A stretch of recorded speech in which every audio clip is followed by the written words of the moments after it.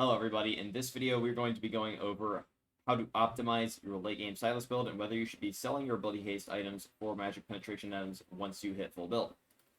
So ability haste is obviously going to reduce your cooldowns, it's going to increase your overall mobility and healing, while magic penetration is going to increase your burst damage and your single combo damage. This is important because in some late game situations you're not going to be able to get off more than one combo, so magic penetration might prove to be superior.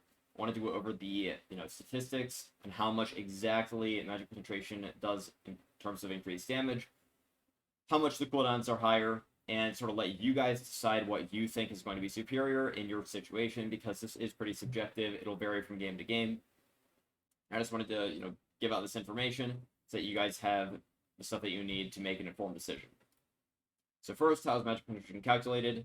This is pretty important because Void Staff, I see a lot of people build it and then they build no other magic penetration, which is not super effective. It does help a little bit, but Void Staff really shines if you combine it with flat penetration and vice versa. They both kind of work off each other. So this magic resistance reduction is not too important, but if you go to the Void Staff, you have 68 magic resistance, minus 40% from Void Staff, minus 18, and you end up with a third of what they had before. If this was just the Void Staff or just the Sorcerer Shoes, it'd be a lot less effective. So combining flat penetration with percent penetration is very effective, and only having one or the other is usually not going to cut it in most situations. So we're going to be covering this build set. I might do some more in other videos if you guys find it interesting, but this is going to be the standard build with Death Cap and Void Staff. Build 2 is going to be an unused build where we swap out the Lucidity Boots for Sorcerer Shoes. Build 3 is going to be the standard first strike build where it's full magic penetration with the Shadow Flame. Build 4 is another unused one where we go with the Shadow Flame but also have Lucidity Boots. So this is super late game. This is going to be your full build, so we're going to consider each build to have Elixir or Sorcery buff. We're considering full combo basic ability damage plus auto attacks. Level 18. And yeah, because you're not going to be selling your items to buy Sorcerer Shoes if you're not already full build.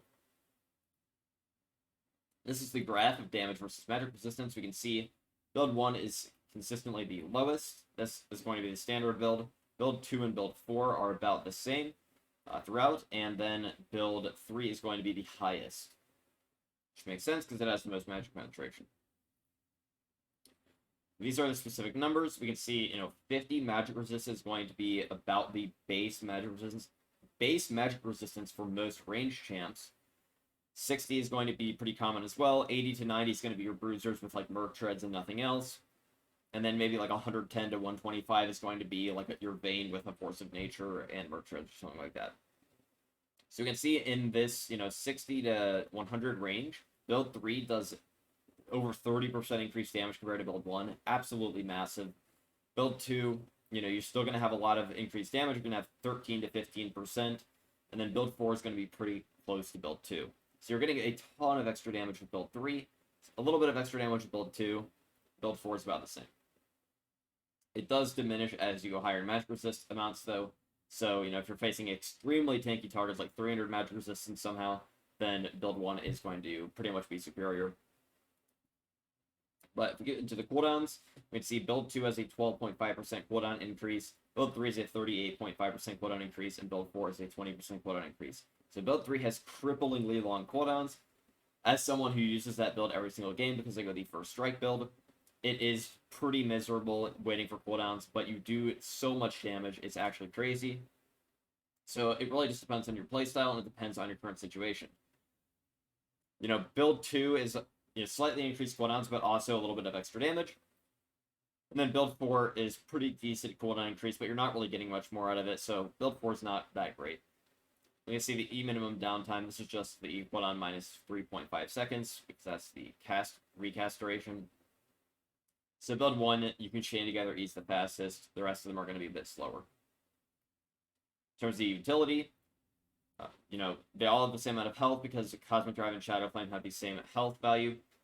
Movement speed is going to be greater for build 1 and 2 because they have Cosmic Drive, and the healing per second is going to be it's going to be pretty much based off of ability haste. So build 1 is going to have the highest, build 3 is going to have the lowest, build 2 and build 4 are about the same. So for conclusions, build 1 is the lowest damage build, but it also has the lowest cooldowns, highest healing per second. Build 3 does the highest damage, but also has the highest cooldowns. Build 2 is a nice middle ground. You can increase your damage while maintaining low cooldowns. And build 4 is pretty suboptimal. I would not recommend build 4. Deals about the same damage as build 2, but has higher cooldowns and lower movement speed. So build 1 and build 2 and build 3 are what I'd recommend. Build 1 is kind of the standard build. It's what you're going to want to go if you're expecting it to play very sustained fights. You know, enemy team just low damage. They're pretty tanky. Build 1 is going to be very nice for just the sustained damage, higher mobility, higher healing. Build 3 is very good if you have a burst damage ultimate, because build 3 is going to deal massively increased damage compared to build 1. Plus 30 to plus 35% against most targets. Absolutely insane. If you want to be able to pop targets, you want to be dealing massive burst damage, or you're in a fight where you think that, you'd think if you get CC'd, you're going to die. You're only going to get off one combo. Build 3 is going to be really nice to increase that one combo damage.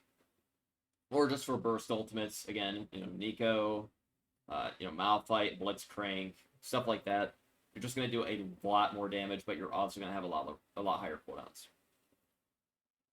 Build 2 is a nice middle ground. I'd actually recommend trying out build 2 if you have not, and you do go the standard Conqueror build. It's a nice middle ground late game. You get a pretty nice increase to damage, like plus 13 to plus 15% against most targets, and your cooldowns are not actually that much higher. Only 12.5%. And so in most scenarios, that doesn't actually mean a lot, because you're not going to be using your abilities as soon as they're up most of the time anyway. You should be spamming them quite often, but most of the time you're not going to be, millisecond perfect with every ability that you cast. So build 2 is actually pretty nice. It increases cooldowns a bit, but you do get that extra little bit of damage. Helps to burst down targets, helps to finish them off with Igniter, other burst ultimates. And it's pretty non-committal, because all you have to do is sell your Lucidity boots for Sorcerer Shoes. You don't want to make any drastic changes to your build.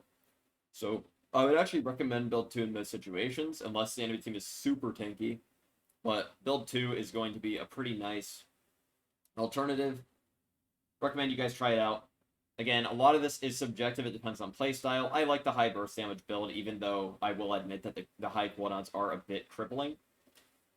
But build 1, in my opinion, it just lacks a lot of damage. I do like the lower cooldowns, but the damage is a lot lower. So build 2 is actually a pretty nice middle ground for that. You guys need to figure this out on your own. Of course, you'll have different preferences. It'll vary game from game. If you have like an Aatrox ult, build 1 is probably going to be a bit better for the increased healing. But if you have, Blitzcrank, Hecarim, Malphite, Nico ult, then build 3 is going to favor that a lot, because you're going to have a lot more burst damage. So, hopefully this was informational. If you guys like this content, you want to see more, please consider liking, subscribing, leaving a comment. Any feedback would be greatly appreciated. And yeah, hope you guys enjoyed. Thanks for watching.